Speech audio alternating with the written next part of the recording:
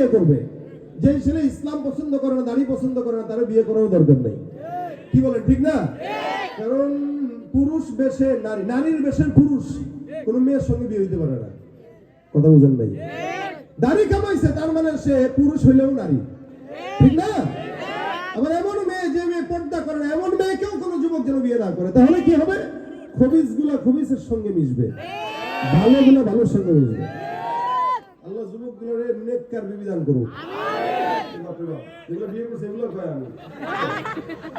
মানে একাধিক বিয়ে করতে মন চায় না, একটাই পালতে পারে না ঠিক মতো, আবার একাধিকের কয় আমি। তাহলে আল্লাহ কয় তোর যা কিছু দরকার আমি কল্যাণ দান করবো। দুনিয়ার রাজা বাদশা প্রত্যেকটা মানুষের জন্য একটা কথা, বান্দার যত কল্যাণ দরকার কল্যাণ দিবেন কে? আমল কয়টা? 1 নম্বর ইস্তিগফার, 2 নম্বর তওবা। আখির নবীর উম্মত হওয়ার কারণে আল্লাহ পাক রব্বুল আলামিন আপনাকে আমাকে কত ফজিলত দিয়েছেন। নবী বলেন, কেউ যদি গুনাহের বোঝা মাথায় নিয়ে বলে আস্তাগফিরুল্লাহ, আল্লাহর নবী সাল্লাল্লাহু আলাইহি ওয়াসাল্লাম বলেন, একবার কেউ যদি ইস্তিগফার আদায় করে জবান দিয়া, ওই বান্দা সমুদ্রের ফেনা পরিমাণ গুনাহ থাকলেও আমার আল্লাহ বান্দার সব গুনাহ মাফ করে দেয়। একবার যদি কেউ ইস্তিগফার জবান দিয়া পড়ে, আল্লাহ সব গুনাহ মাফ করে দেয়। এই জন্য আল্লাহ পাক রব্বুল আলামিন জায়গায় জায়গায় বান্দাকে ইস্তিগফারের কথা বলে। আল্লাহ বলেন, ফাকুল তুস্তাগফিরু রাব্বাকুম ইন্নাহু কানা গফফারা।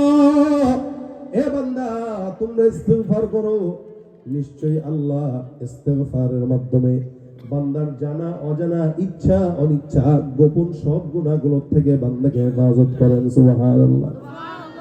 আখির নবীর উম্মত হওয়ার কারণে রাসূল ডাক দিয়া কয়, বান্দা তোমরা সব নবীর আগে আগে জান্নাতে যাবা, সব নবীর উম্মতদের আগে জান্নাতে যাবা। সুবহানাল্লাহ। দুনিয়ার শত নবী আছে, সমস্ত নবীর উম্মতরা থাকবে পিছে। তোমরা যারা আখির নবীর উম্মত আছো, তোমরা সবার আগে আগে আল্লাহর জান্নাতে ঢুকে যাবা। আমরা আখির নবীর উম্মত হওয়ার কারণে আল্লাহ পাক সব নবীর উম্মতদের আগে আমাদেরকে কোথায় দিবেন? কোথায় দিবেন? নবী করিম সাল্লাল্লাহু আলাইহি ওয়াসাল্লাম ঘটনা বর্ণনা করেন, এ সাহাবা বাহিনীর দল, তোমাদের টেনশন নাই, গুনাহ যদি হয়ে যায়।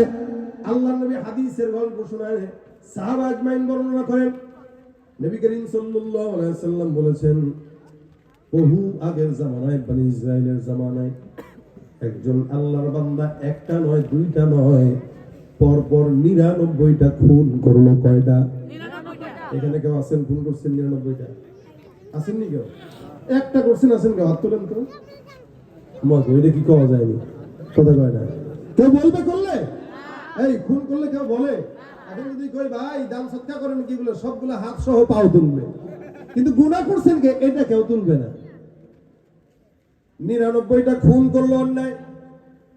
99টা খুন করার পর বান্দার দিলের ভিতরে একটা জিনিস আসছে যে আল্লাহ এতগুলা খুন করলাম, আল্লাহ তুমি মাফ করে দিও। বান্দা তওবা করার জন্য একটা আলেমের কাছে, আবেদের কাছে যায়।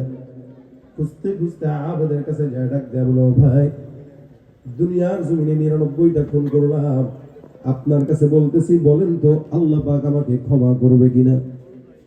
আবেদার আলেম একটা মাদ্রাসায় পড়ে আলেম হওয়া আর আলেম না হয়ে বিভিন্ন দাওয়াত দেওয়া, মেহনত করা এক না। এই কারণে তো রাসূল বলেন, ফাদলুল আলিমি আলাল আবিদি কাফাদলি আলা আদনাকুম। আলেম হয়ে দ্বীনের কাজ যখন কেউ করে, ওই দ্বীনের কাজের মধ্যে রূহানিয়াত থাকে। আর আলেম ছাড়া যারা করে, হাজারো দিনের কাজ করলেও সন্ত্রাসী মন মানসিকতা যায় না। এখানে তো বিদায় আর মারে। ভাইরা আমার খুব বুঝবেন, আবেদ আর আলেম এক না। আবেদ শুধু ইবাদতকারী, আলেম হলো দ্বীনের জ্ঞান সম্পন্ন লোক। আবেদের কাছে এসে ডাক দেয়া কয়, হুজুর 99টা খুন করলাম, বলেন তো আল্লাহ পাক আমাকে ক্ষমা করবে কিনা? আবেদ ডাক দেয়া বলে, কয়টা খুন করছেন? কয় 99টা। কয় কিরে? এত বড় গুনাহগার আমার খানকা আসছো, আমার খানকা নাপাক বানাই দিছে, তোর মতো গুনাহগারকে আল্লাহ পাক মাফ করবে না। অন্য জায়গায় যায় দেখ, আল্লাহর এমন অবস্থা হয় নাই যে তোর মতো গুনাহগারকে মাফ করা লাগবে। অথচ আমার আল্লাহ পাক রব্বুল আলামিন বলে, বান্দা টেনশনের কারণ নাই। গুনাহ যদি 1000 কোটি কোটি হয়, বান্দা টেনশন না করে একবার পড়বা আস্তাগফিরুল্লাহ, লা তাকুনাতু মির রাহমাতিল্লাহ, আল্লাহর রহমত থেকে নিরাশ হওয়ার কথা আল্লাহ বান্দাকে আদেশ করেছেন, নিরাশ হওয়া না। এই বান্দা ডাক দেয়া কয়, ভাই 100টা 99টা খুন করলেন, গুনাহ মাফ হবে না। গুনাহগার বান্দা কয়, তাহলে কি করব? কয় সামনে মন সামনে চলে যাও। বেচারা এমনি সন্ত্রাসী মানুষ, মেজাজ খারাপ হয়ে গেল। কয় কিরে, এতগুলা খুন করলাম, আল্লাহ বলে মাফ করবে না, তাহলে ভালো হওয়ার দরকার কি? খারাপই থাকে। ঠিক আছে হুজুর, তুমি যেহেতু বলছো আল্লাহ ক্ষমা করবে না, তাহলে তোরে আর বাঁচায় রেখে লাভ, তোরেও মেরে দিই। পকেটের মধ্যে চাকু ছিল, ছুরিটা নিয়ে হুজুরের পেটের মধ্যে ঢুকাই দিয়ে কয়, খালাস। আগে ছিল 99টা, এখন হয়েছে কয়টা? সেঞ্চুরি হয়ে গেছে। বান্দা এবার ছুরিটা ফেলাই দেয়, হ্যাঁ কি করলাম রে, এটা মাফ চাইতে আসে, আরো গুনাহ বাড়ায় দিলাম না। যেটা দিয়ে মারা হয় এটা রাখা দরকার নাই, ফেলে দাও।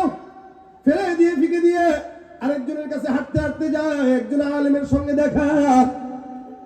আলেমকে ডাক দেয়া কয়, হুজুর 99টা খুন ছিল, একজনের কাছে গেছি আপনার মতো, আল্লাহ বলে মাফ করবেন, আমি মেজাজ গরম হয়ে গেছে, মেরে দিছি। এখন আপনার কাছে আসছি, বলেন আল্লাহ মাফ করবে কিনা? কয় কোনো টেনশন নাই, মাফ রেডি। আল্লাহ কয় না, বেচারা কেউ যে ভয় পাইছেন নি, এত মারতাম না, ছুরি করে আনি নাই। কারে কোনো টেনশন নাই। কয়টা করছেন? 100টা। কারণ 100 যদি করেন, 100টা কেন 1 কোটিটাও যদি করেন, গুনাহ তো একটা জায়গায় শেষ হয় নাকি? সীমা আছে না? প্রত্যেকটা অপরাধের সীমা আছে কিনা? নাই। একটা জায়গায় তো খালাস হয়, একটা জায়গায় তো শেষ হয়, যেখান থেকে হেলিকপ্টার উঠা লাগে। বুঝেন 10 সেকেন্ড পরে গন্ডারের মতো। ভাইরা আমার দেখেন, 100টা খুন করলো বলে তোমার 100টা খুনের চাইতে যদি 1 কোটিটাও খুন হয়ে যায়, তোমার 1 কোটির খুন যেখানেই শেষ, আমার আল্লাহ পাক রব্বুল আলামিনের দয়া সেখান থেকেই শুরু। আমার পয়গম্বর ডাক দিয়া কয়, রহমত, মহব্বত, ভালোবাসা, প্রেম আমার আল্লাহ যখন বানায়, এটাকে 100 ভাগে ভাগ করা হয়। কয়শো ভাগ? 100 ভাগে ভাগ করার পর আল্লাহ নবী সাল্লাল্লাহু আলাইহি ওয়াসাল্লাম বলেন, 1 ভাগ মহব্বতকে গোটা দুনিয়ার জমিনে আল্লাহ পাক ছড়ায় দেয়। 1 ভাগের মধ্যেই আল্লাহ পাক নবী মুহাম্মদুর রাসূলুল্লাহর মধ্যে কিছু পান। 1 ভাগের মধ্যে আল্লাহ পাক পয়গম্বরের ভিতরে প্রায় 99% মহব্বত দিয়ে দিবেন।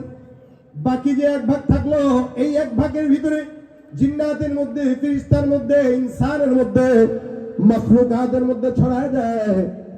100 ভাগের 1 ভাগটা গোটা জমিনের মধ্যে ছড়ানোর পর বাকি থাকে কয় ভাগ? নবী বলেন 99 ভাগ। আল্লাহ নবী সাল্লাল্লাহু আলাইহি ওয়াসাল্লাম বলেন, বাকি 99 ভাগ মহব্বত, ভালোবাসা আল্লাহ পাক শুধুমাত্র বান্দাকে ক্ষমা করার জন্য আল্লাহর কাছে রেখে দিয়েছে। তুমি পারো করতে